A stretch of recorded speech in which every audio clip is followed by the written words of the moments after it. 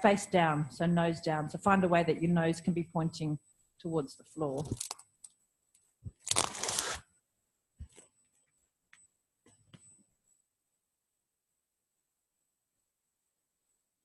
So the floor is in front of you.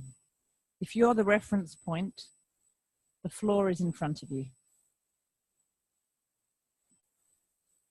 How does that feel when I say the floor is in front of you?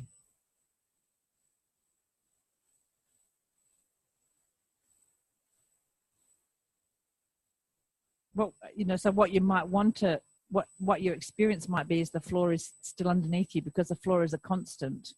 So Nathan brought this up, is if gravity is our reference and therefore it's related to the ground, we're always referencing in language to the ground, then now the floor would be underneath you still, like it always is. It always is, it's a constant. However, when we're teaching ATM, we're saying this is in front of you. Does that perturb you? Can you adapt to that? So what's behind you? The ceiling. So if I said to you, take your arm behind you. Yeah, it's behind you, behind you.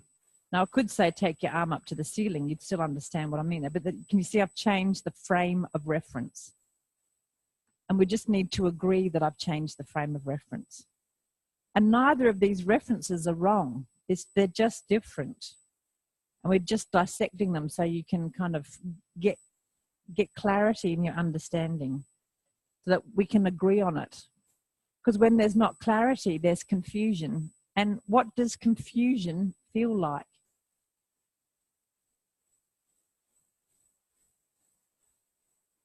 How many people have felt confusion in the room this week?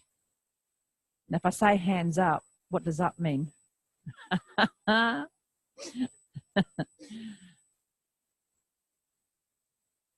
there's an experience of confusion.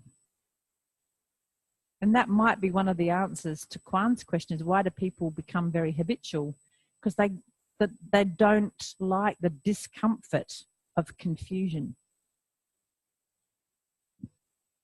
So in Feldenkrais, we are obtuse enough to create discomfort or unease or confusion, whatever you like to call it, in order for you to find ease or comfort, or the opposite of confusion, which is clarity. So we're not frightened about going into the other in order to clarify the other. Yes? So orientation, right and left, that's, for some people, this is, and I'm one of them, the language of right and left, leftness and rightness. This is it's a distinction that's in language. And I think there's some weird sort of agreement that you can't verbalize left and right to an alien, something like that. So what's your sense of leftness? So left and right are very much related to you, aren't they? That's an agreed, internally referenced spatial direction, isn't it? Because if I said the left and the right of the room, what would that mean? It would be meaningless, wouldn't it? So how would, if I was referencing the sides of the room, the laterality of the room, I would probably say, you know, the wall with the urn on it, and then the wall with the doors in it, something like that. Because the room, for the room to have left and right, that would be complicated. Whereas your left and right is clearly an internally referenced orientation. Yes? And it doesn't change. So if you're on your front or your back, left and right doesn't change because it's internally referenced. It goes with you all the time. Headward and footward, that's internally referenced. So whatever position you're in, whether you're standing on your head and your head's down and your feet are up, that's internally referenced. Front and back relative to you. So then we'd have to, what's your front and your back as opposed to the front and the back of the room. And your sides. So that's getting back to the laterality stuff. Roll onto your back. Now, what's important to recognize for those of you who don't have this dilemma is those of us who haven't, well, as a neuropsych kindly told me once that I used to work with, I haven't fully lateralized, because when I flip from my front to my back, I have to stop and re-establish left and right. It doesn't come with me, as it were. You know, the kids who have to do the little thing with their thumb and their first finger to work out what left is. You know, I do that mentally most of the time. I stop and think about left and right. It's not automatic to me. Who does, you know, has no internal experience of what I'm talking about, where they get confused about left and right? Yeah. Who knows what I'm talking about? Yeah. Yeah. Yeah. Yeah. Yeah. Yeah. Verbally. Yeah. Yeah. Yeah. And I'll do the same. I'll go turn right, and my left hand is gesturing to the left.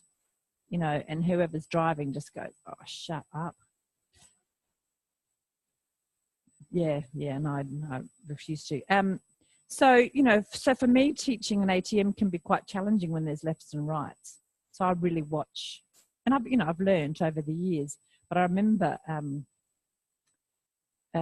you know, this is why Feldenkrais was a gift. One of the many reasons why Feldenkrais was a gift to me, because the very short time that I worked as a physio pre-Feldenkrais, which was only a year or two, I remember working with this cleaner at the Royal Adelaide Hospital, and they all had bung shoulders, as it were, and she was lying on her tummy, and I was working with her left shoulder, and she rolled on her back, and because I could get so confused, started working on her right shoulder. And that's what I do. Now in Feldenkrais, that's perfectly fine, because we work on both sides anyway. So you can see why Feldenkrais is a gift to me. Because I can just say, I want you to feel these movements on both shoulders, on the shoulder that hurts and the shoulder that doesn't hurt. So there you go. That's my little story about left and right. So this idea of leftness and rightness, for those of you that don't have a problem with it, can you kind of enter our world for those of us who do have a little bit of confusion around left and right? And most of us who have left-right confusion, we've learned to live with it, and we have our little strategies. One of my students at home, she's so naughty. She's a very bright girl, naughty, bright. She's got a tattoo on each ankle, left and right. But you know what? She's got it the wrong way around. So she's got right on her left ankle and left on her right ankle. She's such an anarchist. She's hilarious. She's really fun. She's so bright. She's a very smart girl. But that's just naughty, isn't it? So she does my head in, so I just growl when I see her. What else do we need to say about orientation? So we've got front, we've got back, we've got sides, left and right, which are an abstract and agreed upon concept. We've got above and below, we've got forwards, backwards, sideways, what else? Underneath, yep, above, yep. And now these are all concepts that children learn, and children who don't have the opportunity to explore space to understand these concepts of in and out and above and below, in front and behind, are very, very lost little children. So if they don't get an opportunity to climb and explore space in all of these dimensions and explore it in an experiential way relative to themselves, are very confused little children, because you have to clarify these things. It's not innate. And then the language that goes with it is then the second aspect to it. So they understand conceptually, and children, you know, it's usually relative to gravity, because that's their constant. And then they learn to language it so that they understand. I'm working with a guy at the moment who's had a stroke. Now, he was a very high-powered lawyer, so he was, you know, high-functioning in the world. And now when I talk to him about direction, like just step forward or step back, or left and right or whatever, he just looks at me blankly. And it's not the language as such, it's the concept of the direction. He's spatially disoriented. So the disconnect is quite profound, and it's driving his wife nuts, because when she asks him to do something, so many of our instructions are spatially bound.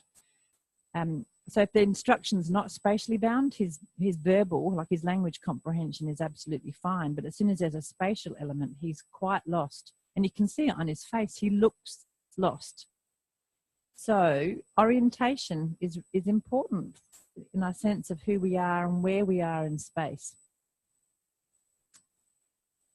Now, let's experience a little bit of disorientation. Well, unless there are any other questions about the spatial orientation. And when we language, we're referencing to ourselves. Yes? It's a direction. Transverse. Yeah. Is it? Yeah. So Kwan asked, what's transverse? In biomechanical language, transverse is a plane of action. You remember I talked about the plane for flexion extension being the plane of the side walls? Transverse is a plane of action that's horizontal. So it's the plane of the floor or the ceiling. So it's the movements that sweep across in that plane of the floor. So the transverse, you know, if you're looking at a transverse section of somebody, it's like they've been cut in half through the middle. Transverse. Sorry? The equator is transverse. Yeah. Yeah. Yeah. Okay. So they're directions, and we'll talk more about directions. So we've started with flexion extension because they're the most basic, and they're related to orientation, absolutely. And if I sum up, the point of orientation is it's an agreed set of concepts. And when we're using language, we have to make sure that the references that we're using are agreed upon, whether we're referencing to the room or to gravity or to the internal self. And mostly internal self in an ATM context. Clear? Okay. So let's use some of our orienting mechanisms.